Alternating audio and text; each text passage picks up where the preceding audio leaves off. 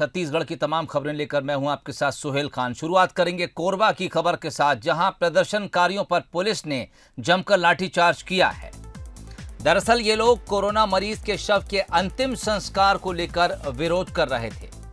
बालको थाना क्षेत्र के देहानपारा में शव जलाने का विरोध कर रहे लोगों पर पुलिस ने लाठियां बरसाई हैं।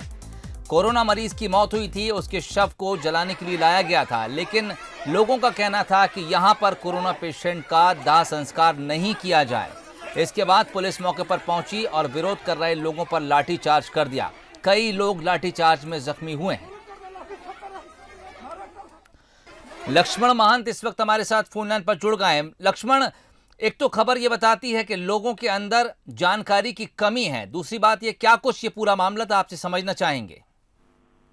जी बिल्कुल, देखिए सोहेल, यहाँ पर जो कोरोना संक्रमित एक मरीज की मौत हुई है, तो प्रशासन के द्वारा उसको बालको थाना क्षेत्र के देहानपारा में उसका कफन दफन या उसको अंतिम संस्कार करने की तैयारी की जा रही थी। तो इसका जो वहाँ के स्थानीय लोग हैं, उन्होंने शुरू से ही उसका विरोध किया है। और इसी आज जब उसके शव को लेकर गए हैं, कोरोना संक्रमित मरीज जो मृतक उसके शव को लेकर गए वहाँ पर, तो जो ग्रामीण थे वो काफी आक्रोशित थे। उन्होंने साफ तौर पर यह कहा कि इस इलाके में उसका अंतिम संस्कार करने नहीं दिया जाएगा, क्योंकि उनको संक्रमण का खतरा है। यही हालांकि पुलिस ने उसको लगातार समझाने का प्रयास किया, मगर वो मानने को तैयार नहीं थे और वहीं पर रास्ते पे ही धरने पर बैठ गए। तो पूरा पुलिस प्रशासन, बड़ी संख्या में पुलिस वहाँ पर तैनात थी, उनको समझाई लगातार दिया जा रहा था, लेकिन वो मानने को तैयार नहीं थे। इसी वजह को यही लेट समय भी बीत रहा था। इसको देखते हुए प्रशासन ने फिर सख्ती बरती और उनके साथ पहले तो हल्की सख्ती का प्रदर्शन किया गया, लेकिन उसके बाद फिर जब मामला और बिगड़ता गया, वो जो आक्रामक तेवर दिखाने लगे जो ग्रामीण जो लोग हैं, तो पुलिस ने लाठीचार्ज कर दिया और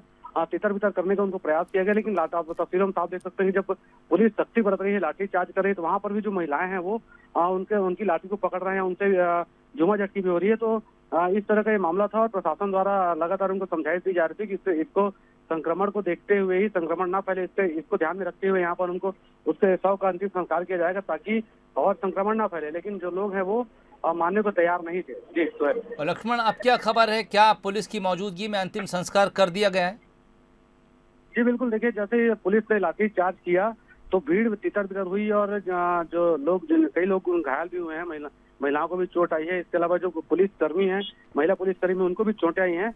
तो उनके जो आक्रामक तेवर को देखते हुए जो पुलिस ने सख्ती बरती, उसके बाद पुलिस की मौजूदगी में वहां पर जो शव है उसको अंतिम संस्कार फिलहाल कर दिया गया है। लेकिन जो ग्रामीण हैं, जो पुलिस से हाथापाई भी करने को उतारू थे, उनको कई लोगों को गिरफ्तार करके पुलिस गाड़ी में उनको गिरफ्तार करके ले आया गया है फिलहाल। जी चलिए, बहुत बहुत शुक्रिया तमाम बातचीत के लिए। जागरूकता और जानकारी की कमी के चलते लोग एक कोरोना पेशेंट जिसकी मृत्यु हुई थी उसका अंतिम संस्कार यहाँ नहीं करने दे रहे थे, जिसके बाद पुलिस मौके पर पहुंची और विरोध जता रहे लोगों को हटाने की कोशिश की, लेकिन लोगों का विरोध बढ़ते देख पुलिस ने ज़बरदस्ती की। कुछ लोगों ने पुलिस से झूमाझटकी करने की कोशिश की, जिसके बाद पुलिस को लाठीचार्ज भी करना पड़ा। कई लोगों को हिरासत में लिया, मौके से हटाया गया और उसके बाद पुलिस की निगरानी में कोरोना पेशेंट जिसकी मृत्यु हो चुकी थी उसका दाह संस्कार किया गया।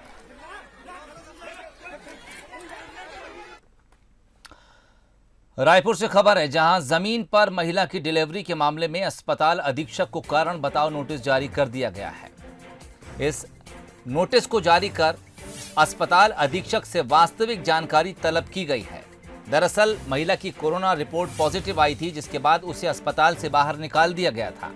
हालांकि डिलीवरी के बाद फिर महिला और बच्चे को उठाकर वापस वार्ड में लाया गया था। कालीबाड़ी जिला अस्पताल का ये मामला है। ये तस्वीरें आपको उसी समय की दिखा रहे हैं जब इस गर्भवती महिला के साथ यहां पर इस तरह का अमानवीय व्यवहार हुआ था। महिला डिलीवरी के लिए अस्पताल में भर्ती हुई थी, कोरोना पॉजिटिव रिपोर्ट आई तो उसे वार्ड से निकालकर अस्पताल के बाहर रख दिया गया। अब इस पूरे मामले में अस्पताल अधीक्षक को कारण बताओ नोटिस जारी हुआ है। उनसे ये पूछा गया है कि क्या कुछ वो परिस्थितियां थीं जिसके बाद इस तरह की तस्वीरें सामने आई हैं। बंसल न्यूज ने इस खबर को प्रमुखता से दिखाया था। अब नोटिस जारी हुआ है। हालांकि महिला को बाद में मीडिया की दखलंदाजी के बाद वार्ड में उठाकर एडमिट कर लिया गया था।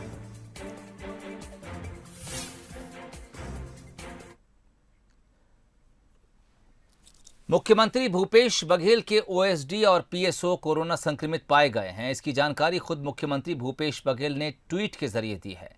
भूपेश बघेल ने ट्विटर पर लिखा है कि मेरे ओएसडी और पीएसओ कोरोना पॉजिटिव पाए गए हैं। मेरी रिपोर्ट इस समय नेगेटिव है, लेकिन मैं एहतियातन अगले 4 दिन आइसोलेशन में रहूंगा। संकट का समय है, सभी लोग सावधानी बरतें। इससे पहले भी कुछ कोरोना संक्रमितों के संपर्क में आने की वजह से सीएम और उनके परिवार के लोगों ने कोरोना जांच करवाई थी। फिलहाल मुख्यमंत्री और उनके परिवार के लोगों की कोरोना रिपोर्ट नेगेटिव आई है, लेकिन सीएम भूपेश बघेल 4 दिन के लिए आइसोलेट हो गए हैं।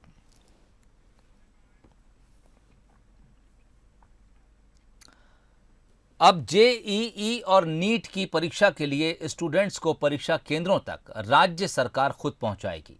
इसे लेकर आज मुख्यमंत्री भूपेश बघेल ने निर्देश भी जारी कर दिए हैं। उन्होंने सभी जिला कलेक्टर्स को बस, मिनी बस, जीप जैसे वाहनों का बंदोबस्त करने को कहा है।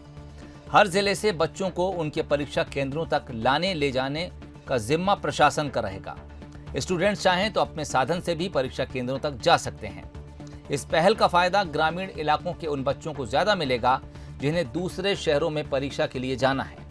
भूपेश बघेल के निर्देश के मुताबिक सभी जिला कलेक्टर इसके लिए जिला नोडल अधिकारी नियुक्त करेंगे।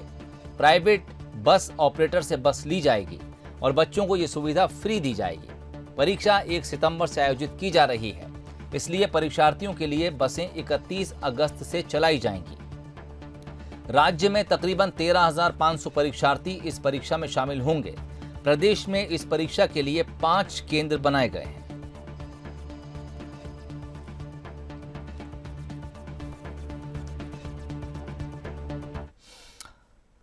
छत्तीसगढ़ के स्कूल शिक्षा मंत्री प्रेम सिंह टेकाम और राजस्व आपदा मंत्री जय सिंह अग्रवाल ने पेंड्रा का दौरा किया। दरअसल दोनों पंचायत प्रतिनिधि सम्मेलन में शामिल होने यहां पहुंचे थे। इस दौरान काफी संख्या में ग्रामीणों ने बीजेपी और जोगी कांग्रेस छोड़ कांग्रेस पार्टी ज्वाइन की। यहां कांकेर में क्वारंटाइन सेंटर में 580 रुपए किलो टमाटर खरीदे जाने पर मंत्री जी ने कहा कि क्वारंटाइन सेंटर कोई विभाग नहीं चलाता। वहीं यहां मरवाही को दिए सौगात पर भी उन्होंने बातचीत की।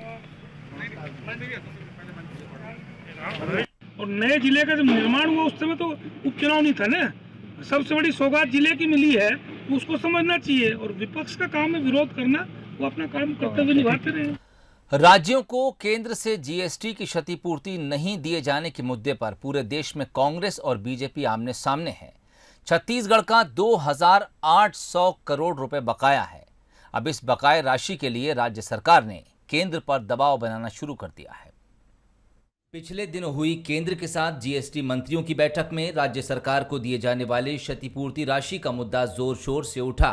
अब इस पर कांग्रेस मोदी सरकार को घेरने का कोई मौका नहीं छोड़ रही है। खासकर गैर बीजेपी शासित राज्यों में कोरोना संकट में इस क्षतिपूर्ति की राशि को बंद किए जाने को लेकर कांग्रेस मुखर है। इसमें छत्तीसगढ़ भी पीछे नहीं है, क्योंकि उसे भी केंद्र से करीब 2,800 करोड़ रुपए लेने हैं। इस राशि के लिए छत्तीसगढ़ सरकार ने केंद्र को पत्र लिखा है। कर्ज लेकर यह राशि देने की मांग कर दी है। ये सीधे सीधे जो देश की संसद द्वारा जीएसटी एक्ट पारित किया गया है उसका उल्लंघन है। ये संघीय ढांचे को तोड़ने की भाजपा की केंद्र सरकार की कोशिश है। और एक ओर भाजपा की केंद्र सरकार पैसे नहीं दे रही है राज्य सरकारों को, दूसरी ओर राज्य सरकार को कहती है कि आप लोन ले लीजिए। केंद्र की मोदी सरकार क्यों नहीं लोन लेके ये पैसा दे देती। उधर इस मसले को कोरोना संकट काल में उठाए जाने से बीजेपी को ऐतराज है। बीजेपी का कहना है कि अभी आर्थिक स्थिति केंद्र और राज्य दोनों की डामाडोल है। ऐसे में इस राशि के लिए दबाव की राजनीति करना उचित नहीं। केंद्र की सरकार ऐसे कोविड के संकट के समय पर पूरे देश की व्यवस्था को संभाल रही है, पूरे देश को राहत पहुंचा रही है। और ऐसे समय पर हम सबको मिलजुल कर काम करने की जरूरत है। अगर केंद्र सरकार के पास से पैसे होंगे तो वो क्यों नहीं, उसको देना पड़ेगा। अगर पैसों की कमी होगी तो हमको भी उसमें सहयोग करना पड़ेगा। खाली केंद्र सरकार पर आरोप लगाने से काम नहीं चलेगा। कोरोना संकट काल में अपनी कई योजनाओं के लिए राज्य सरकार को कर्ज लेना पड़ रहा है। कर्ज की सीमा कुल बजट के 50% को पार कर चुकी है और इस वजह से करीब 380 करोड़ का अतिरिक्त खर्च ब्याज के रूप में राज्य सरकार को बढ़ाना पड़ रहा है। ऐसे में जीएसटी से मिलने वाली क्षतिपूर्ति की राशि राज्य सरकार के लिए संजीवनी साबित हो सकती थी। यही वजह है कि केंद्र की नीतियां छत्तीसगढ़ सरकार के निशाने पर हैं।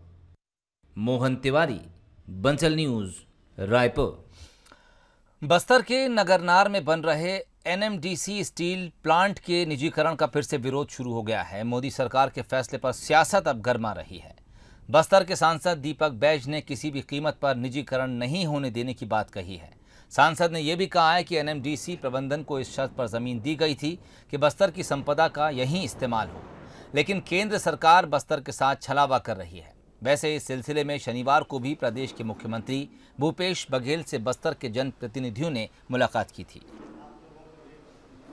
नगरनार स्टील प्लांट के निजीकरण को लेकर रखा गया है, लेकिन जिस तरह से केंद्र सरकार लगातार बस्तर के खनिज संपदा को लूटने का काम कर रही है, बड़ी उम्मीद के साथ हमारे बस्तर की जनता ने जमीनें दी है उद्योग लगाने के लिए, लेकिन केंद्र सरकार ने बस्तर की जनता के साथ विश्वासघात कर रही है और उसको निजीकरण का काम कर रही है। इसके लिए हम लोग निजीकरण नहीं होने देंगे, इसका पुरजोर विरोध करेंगे, सड़क से लेकर लोकसभा तक इसका लड़ाई लड़ेंगे। बिलासपुर के मस्तूरी ब्लॉक के ग्राम पंचायत पचपेड़ी के गौठान में 9 मवेशियों की मौत का मामला सामने आया है। बताया जा रहा है कि पचपेड़ी की गौठान में ग्राम पंचायत के निर्देश पर 35 गायों को पिछले 4 दिनों से रखा गया था। गौठान में बारिश से गौवंश को बचाने के लिए कोई साधन नहीं है। लगातार हो रही बारिश के बाद भी पंचायत में गौठान में खुले आसमान के नीचे रखे गए थे। ऐसे में इन मवेशियों की कोई सुध भी नहीं ली गई, लिहाजा 3 दिनों तक गौवंश खुले आसमान के नीचे पानी में भीगते भूखे प्यासे इधर से उधर भटकते रहे, जिससे उनकी मौत हो गई। इधर गायों की मौत के मामले को पंचायत दबाने की कोशिश में लगा हुआ है। ग्रामीणों की शिकायत के बाद मामला उजागर हुआ। पूरे मामले में मस्तूरी विधायक कृष्णमूर्ति बांधी ने राज्य सरकार की महत्वाकांक्षी योजना नरवा गरवा घुरवा बारी पर सवाल खड़े किए हैं। की लगातार मृत्यु हो रही है। मैं मृत्यु नहीं कहूंगा, इसको गौहत्या कर रहे हैं। मेरा आरोप है इस बात का। 47 गायें पिछले समय में दम घुट के मरी। कल 7 गायों का गोठान के अंदर में मृत्यु हुई है। आज 7 गायों की और मृत्यु हुई है। गोठान जो है वो एक गायों के लिए एक व्यवस्था कायम नहीं हुई है, वो शमशान बन गया। तो ये जो सरकार जो है और पंचायतों को मजबूर किया जा रहा है, 14वें वित्त आयोग का पैसा गोठान में खर्च करो, मनरेगा का पैसा गोठान में खर्च करो, 15 वित्त आयोग का पैसा आया गोठान में खर्च करो। आखिरकार सरकार जो है वो क्या चाहती है? और कांग्रेस का गोठान प्रकोष्ठ बना दिया। जो उसके अध्यक्ष बने हैं, जो समिति बनी है, वो कांग्रेस के लोगों को बना दिया है और उन लोग को पैसा दे रहे हैं 40,000। कर क्या रहे हैं? छत्तीसगढ़ की राजधानी से करीब 67 किलोमीटर दूर बेमेतरा में 3 गांव टापू बने हुए हैं। यहां करमसेन, टोहडी और लोहदंगिया गांव पानी में डूब गए हैं। एसडीआरएफ की टीम ने रेस्क्यू ऑपरेशन चलाना यहां पर शुरू कर दिया, जो जारी है। 3 दिन से यहां 800 से ज़्यादा लोग फंसे थे। लगातार बारिश से पानी का जलस्तर बढ़ता जा रहा है। बंसल न्यूज़ की टीम ग्राउंड जीरो पर पहुंची और तमाम हालात का जायजा लिया।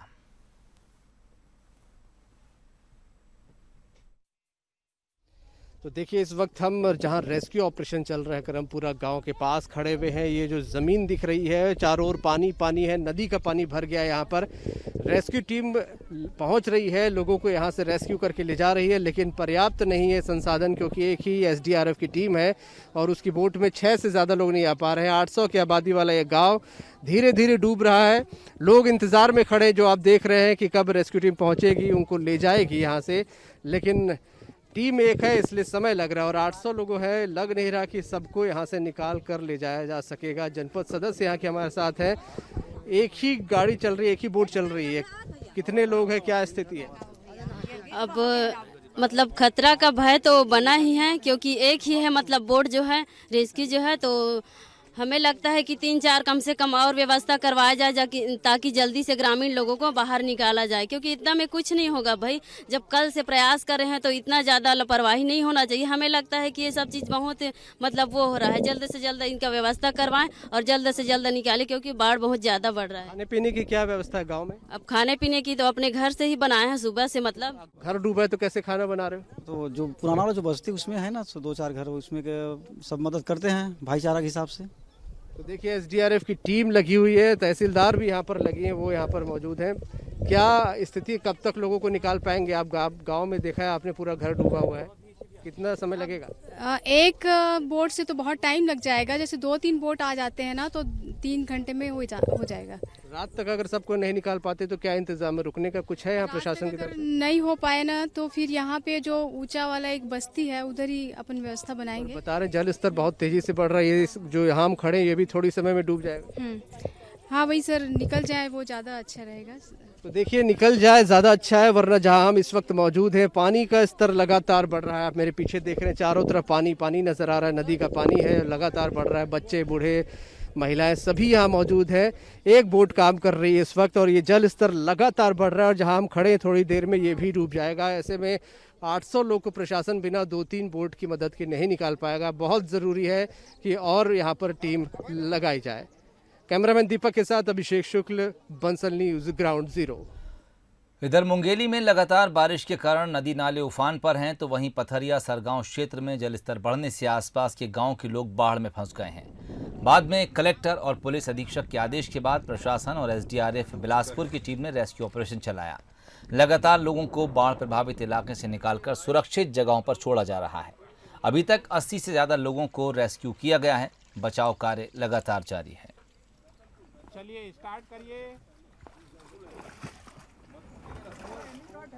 जो है ना वो तुम्हारा मोटर का उसमें वो लग जाएगा, कहीं गड़बड़ हो जाएगा। मधगो द्वीप क्षेत्र में जो मंदिर है उसमें कल से मंदिर के पुजारी अपने परिवार सहित 6 लोग फंसे थे, जिनको रेस्क्यू करके निकाला गया है। साथ ही साथ जो पड़ियाडी गांव है वहाँ 426 की जनसंख्या है, उसमें भी चारों तरफ पानी लगातार बढ़ रहा था। ये शिवनाथ नदी के किनारे का हिस्सा है जिसमें लगातार रेस्क्यू किया जा रहा है और अब तक लगभग 80 लोगों को निकाला जा चुका है। मुंगेली में लगातार बारिश के चलते नदी नाले उफान पर हैं। इसके अलावा पथरिया सरगांव क्षेत्र में जलस्तर बढ़ने से आसपास के गांव के लोग भी लगातार बाढ़ में फंस गए। हमने आपको दिखाया कि किस तरह से यहां पर रेस्क्यू ऑपरेशन चलाया जा रहा है। कई इलाके यहां पर जलमग्न हैं और लोगों को लगातार यहां पर बचाने की कोशिश की जा रही है।